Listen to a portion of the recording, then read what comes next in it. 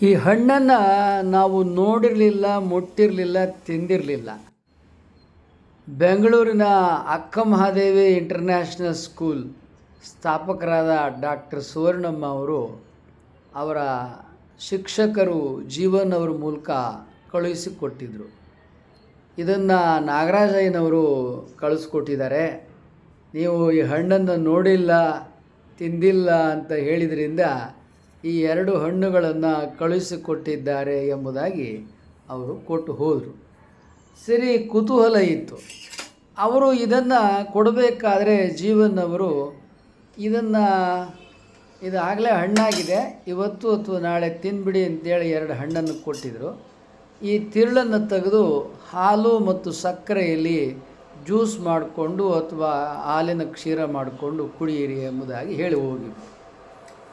ಸರಿ, ನಂತರ ನಾವು ಈ ದಿವಸ ಬೆಳಿಗ್ಗೆ ಇದನ್ನು ಈ ರೀತಿಯಾಗಿ ಮೊದಲು ನೀರಿನಲ್ಲಿ ಚೆನ್ನಾಗಿ ತೊಳೆದೆ ಹಣ್ಣನ್ನು, ಮತ್ತು ತೊಳೆದು ಹಣ್ಣನ್ನು ಬಿಡಿಸಿ ಅದನ್ನು ಸ್ಪೂನ್ನಲ್ಲಿ ಚಮಚದಲ್ಲಿ ಆ ತಿರುಳನ್ನು ತೆಗೆದು ತಟ್ಟೆಯಲ್ಲಿ ಇಡ್ತಾ ಇದ್ದೇವೆ. ಇದನ್ನು ಯಾವ ರೀತಿ ತಿನ್ನಬಹುದು, ಅದನ್ನು ಹಣ್ಣನ್ನು ಬಿಡಿಸ್ತಿದ್ದ ಹಾಗೇ ನನಗೆ ಭಾವನೆ ಆಯಿತು. ಹಣ್ಣನ್ನು ಕೈಯಲ್ಲಿ ಹೋಳು ಮಾಡಿದೆ. ಹೋಳು ಮಾಡ್ತಿದ್ದ ಹಾಗೇ ಈಗ ಹಸಿರು ಮತ್ತು ಹಳದಿ ಬಿಳಿ ಈ ರೀತಿ ಹಣ್ಣನ್ನು ಇದುವರೆಗೆ ನಾವು ನೋಡಿರಲಿಲ್ಲ. ಆ ತಿರುಳು ಸ್ಪೂನ್ಗೆ ಎಷ್ಟು ಹಿತವಾಗಿ ಹೊರಗೆ ಬರ್ತಿತ್ತು ಅಂದರೆ ನೋಡಿ, ಈ ಲೇಯರನ್ನು ತೆಗೆದು ಹೊರಗೆ ಹಾಕಬೇಕು. ಹಾಲಿನ ಕೆನೆ ಇದ್ದಂಗೆ ಇದು ಒಂಚೂರು ಲೇಯರ್ ಇದೆ ಹಣ್ಣಿನ ಒಳಗೆ. ಇದನ್ನು ಕಸದ ರೀತಿಯಲ್ಲಿ ತೆಗೆದು ಹೊರಗೆ ಹಾಕಿ ಆಮೇಲೆ ತಿರುಳನ್ನು ತೆಗಿಬೇಕು. ಸೊ ಇದನ್ನು ಹೊರಗೆ ಹಾಕ್ತಾ ಇದ್ದೇನೆ. ಹೊರಗೆ ದೂರ ಇಟ್ಟು ನಂತರ ನೋಡಿ ಒಳಗೆ ಅದು ಹೇಗೆ ಹಳದಿಯಾಗಿ ಎಲ್ಲೋ ವೈಟ್ ಇದೆ ನೋಡಿ, ಅದು ನಮಗೆ ತಿನ್ನಲಿಕ್ಕೆ ಬರ್ತಕ್ಕಂಥದ್ದು. ಇದನ್ನು ನಾವು ಏನು ಸ್ಪೂನಲ್ಲಿ ತೆಗಿತಿದ್ದು ಅದು ಬಿದ್ದು ಪೆಟ್ಟಾಗಿರೋದ್ರಿಂದ ಅದು ಕೆಟ್ಟಿದೆ. ಸೊ ಇದು ಹೀಗೆ ಅದನ್ನು ನೋಡ್ತಿದ್ದಾಗೆ ನಮ್ಗೆ ಅನ್ನಿಸ್ತು.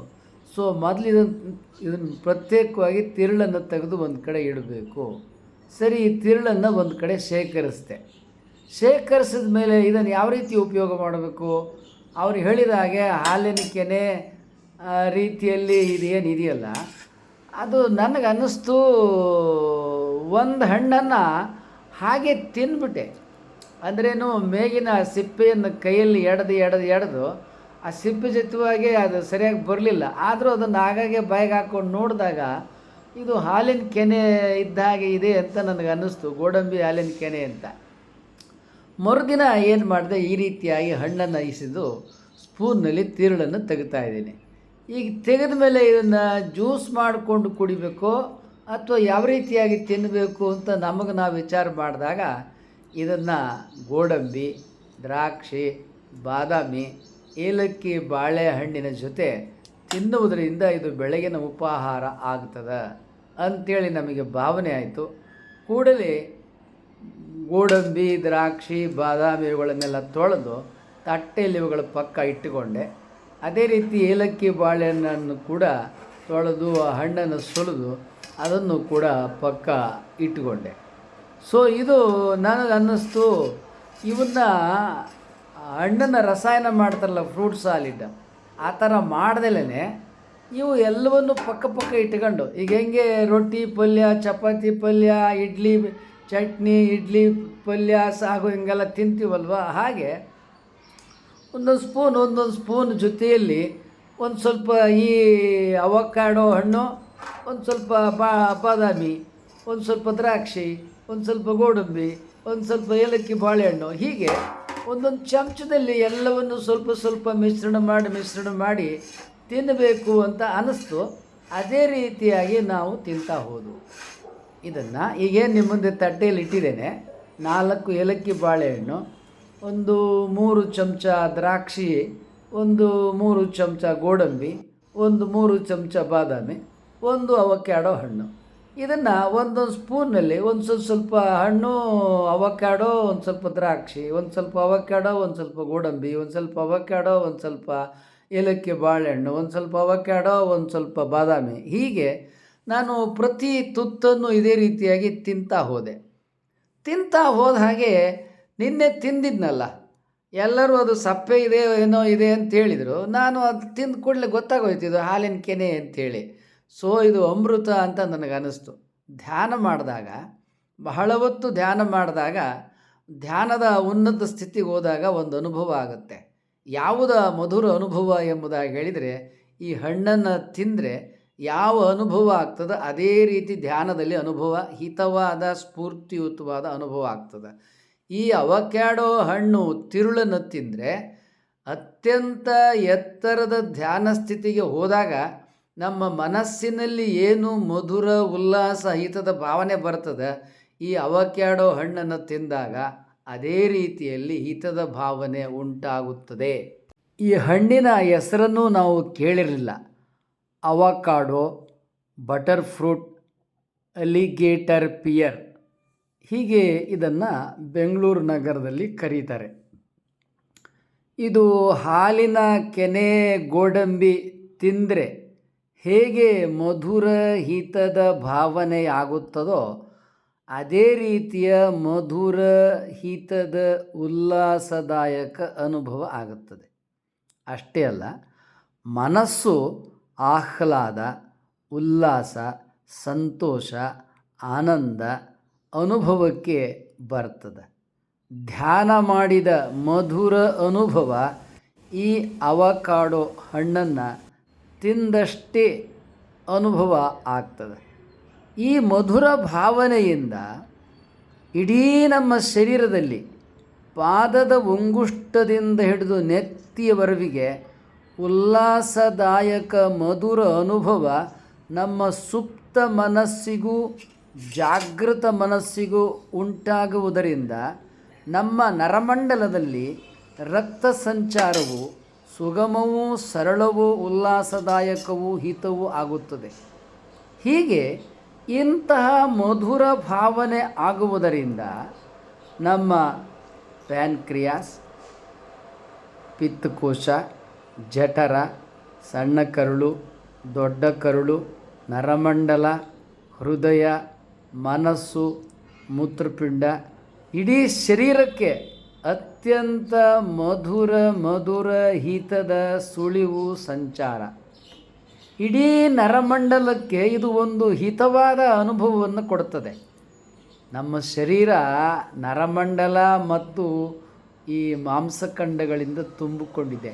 ಇವೆಲ್ಲವುಗಳನ್ನು ಏನು ಇದು ಉಲ್ಲಾಸ ಇಡ್ತದಲ್ಲ, ಈ ಉಲ್ಲಾಸದಾಯಕ ಮಧುರ ಅನುಭವ ಆಗುವುದರಿಂದ ನಮಗೆ ಸಂಪೂರ್ಣ ಆರೋಗ್ಯ ಉಂಟಾಗ್ತದೆ.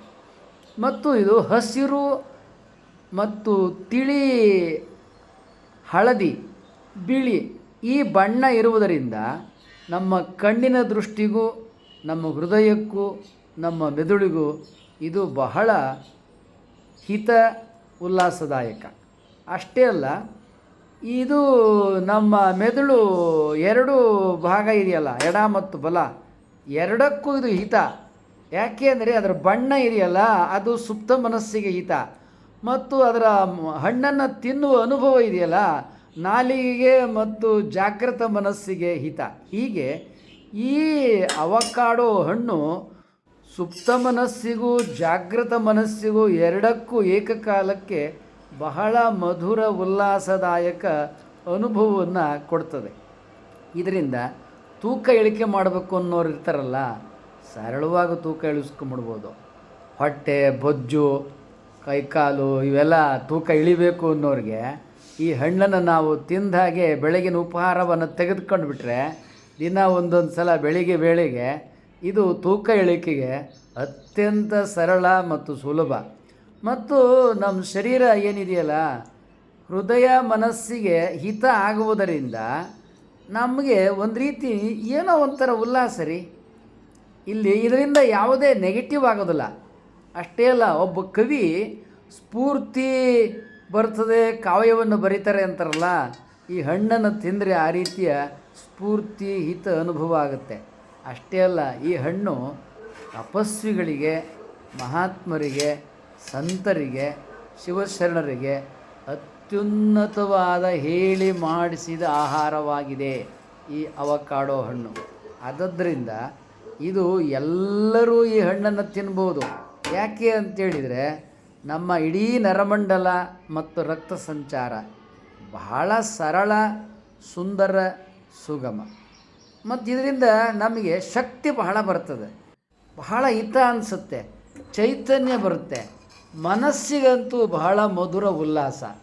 ಆದ್ದರಿಂದ ನೋಡಿ, ಇವನ್ನು ಏಲಕ್ಕಿ ಬಾಳೆಹಣ್ಣು, ಗೋಡಂಬಿ, ದ್ರಾಕ್ಷಿ ಹಣ್ಣು, ಬಾದಾಮಿ, ಅವಕಾಡೋ ಹಣ್ಣು, ಈ ಕಾಂಬಿನೇಷನ್ನೇ ನಿಮ್ಗೆ ಹೇಳುತ್ತೆ ಇದು ಅತ್ಯಂತ ಶ್ರೇಷ್ಠವಾದ ಆಹಾರ ಪದ್ಧತಿ ಅಂತ. ಈ ಆಹಾರ ಸ್ವೀಕಾರದೊಳಗೆ ಯಾವುದೇ ನೆಗೆಟಿವ್ಸ್ ಇಲ್ಲ. ನಮ್ಮ ಶರೀರಕ್ಕೆ ಯಾವುದೇ ಅನಾರೋಗ್ಯವನ್ನು ಇದು ಕೊಡೋದಿಲ್ಲ. ಇರುವ ಎಲ್ಲ ಅನಾರೋಗ್ಯವನ್ನು ನಿರ್ಮೂಲನೆ ಮಾಡ್ತದೆ. ಅಷ್ಟೇ ಅಲ್ಲ, ಬುದ್ಧಿಶಕ್ತಿ ಭಾಳ ಚುರುಕಾಗ್ತದೆ, ಮೆದುಳು ಚೆನ್ನಾಗಿ ಕೆಲಸ ಮಾಡ್ತದೆ, ಕಾರ್ಯಶೀಲತೆ ಇದೆಯಲ್ಲ. ಯಾರು ಬುದ್ಧಿವಂತರು, ಅತ್ಯುನ್ನತ ಚಿಂತಕರು ಅಂತಾರಲ್ಲ, ಹಾಗೆ ಧ್ಯಾನ ಮಾಡ್ತಕ್ಕಂಥವ್ರಿಗೆ, ತಪಸ್ವಿಗಳಿಗೆ ಮತ್ತು ಎಲ್ಲರಿಗೆ ಹಿತರಿ. ಬರೀ ತಪಸ್ವಿಗಳು ಯೋಗಿಗಳು ಅಂತಲ್ಲ, ಪ್ರತಿಯೊಬ್ಬರು ಈ ಹಣ್ಣನ್ನು ಈ ರೀತಿಯಾಗಿ ತಿನ್ನಬೇಕು.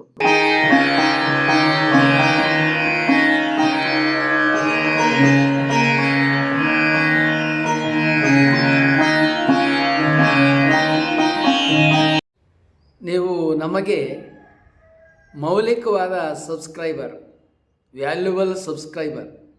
ನೀವಾಗಲೇ ಸಬ್ಸ್ಕ್ರೈಬ್ ಮಾಡಿರ್ಬೋದು. ಮಾಡಿಲ್ಲದೆ ಹೋದರೆ ಸಬ್ಸ್ಕ್ರೈಬ್ ಮಾಡಿ, ಲೈಕ್ ಮಾಡಿ. ಅಲ್ಲಿ ಬೆಲ್ ಬಟನ್ ಬರುತ್ತೆ, ಬೆಲ್ ಬಟನನ್ನು ಒತ್ತಿ. ನಿಮ್ಮ ವಾಟ್ಸಪ್ಪಲ್ಲಿ ಅನೇಕರ ನಂಬರ್ಗಳಿರುತ್ತೆ. ಕನಿಷ್ಠ 10 ಜನಕ್ಕೆ ಈ ವಿಡಿಯೋಗಳನ್ನು ನೀವು ಕಳುಹಿಸಿ.